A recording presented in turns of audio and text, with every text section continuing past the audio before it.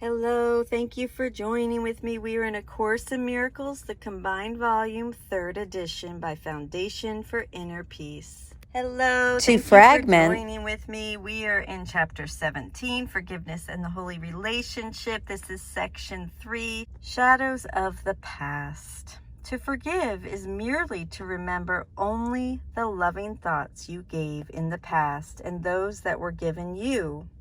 All the rest must be forgotten. Forgiveness is a selective remembering based not on your selection. For the shadow figures you would make immortal are enemies of reality. Be willing to forgive the Son of God for what he did not do. The shadow figures are the witnesses you bring with you to demonstrate he did what he did not. Because you bring them, you will hear them. And you who keep them by your own selection do not understand how they came into your mind and what their purpose is. They represent the evil that you think was done to you. You bring them with you only that you may return evil for evil, hoping that their witness will enable you to think guiltily of another and not harm yourself. They speak so clearly for the separation that no one not obsessed with keeping separation could hear them. They offer you the reasons why you should enter into unholy alliances to support the ego's goals and make your relationships the witness to its power.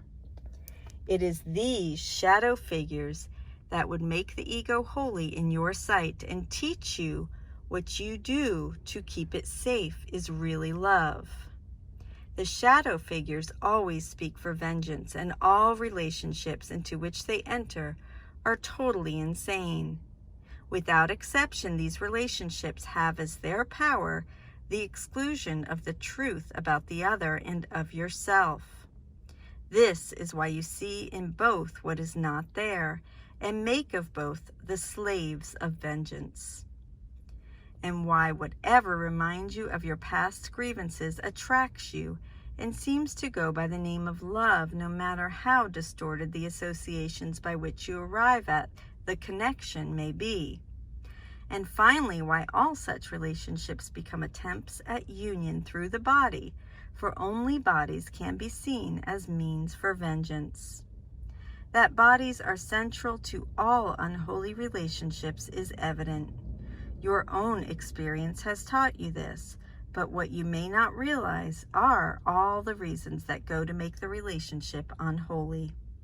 For unholiness seeks to reinforce itself as holiness does by gathering to itself what it perceives as like itself. In the unholy relationship, it is not the body of the other which union is attempted, but the bodies of those who are not there. For even the body of the other, already a severely limited perception of him, is not the central focus as it is or in entirety.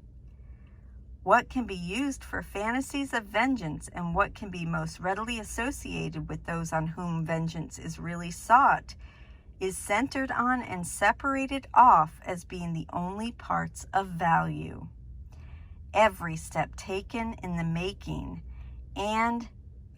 maintaining and the breaking off of the unholy relationship is a move toward further fragmentation and unreality.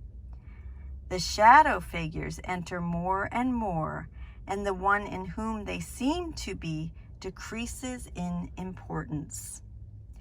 Time is indeed unkind to the unholy relationship, for time is cruel in the ego's hands, as it is kind when used for gentleness. The attraction of the unholy relationship begins to fade and to be questioned almost at once. Once it is formed, doubt must enter in because its purpose is impossible. The ideal of the unholy relationship thus becomes one in which the reality of the other does not enter at all to spoil the dream. And the less the other really brings to the relationship, the better it becomes. Thus, the attempt at union becomes a way of excluding even the one with whom the union was sought. for it was formed to get him out of it and join with fantasies in uninterrupted bliss. How can the Holy Spirit bring his interpretation of the body as a means of communication into relationships, whose only purpose is separation from reality? What forgiveness is enables him to do so. If all but loving thoughts have been forgotten, what remains is eternal. And the transformed past is made like the present. No longer does the past conflict with now. This continuity extends the present by increasing its reality and its value in your perception of it. In these loving thoughts is the spark of beauty hidden in the ugliness of the unholy relationship where hatred is remembered, yet there to come alive as the relationship is given to him who gives it life and beauty. That is why atonement centers on the past, which is the source of separation and where it must be undone. For separation must be corrected where it was made. And I'm going to go ahead and stop there for today. We will pick up tomorrow on paragraphs 6 through 10 in section 3 of chapter 17, Forgiveness and the Holy Relationship. Thank you so much for joining with me. I love you, and I will see you tomorrow. Have a great day.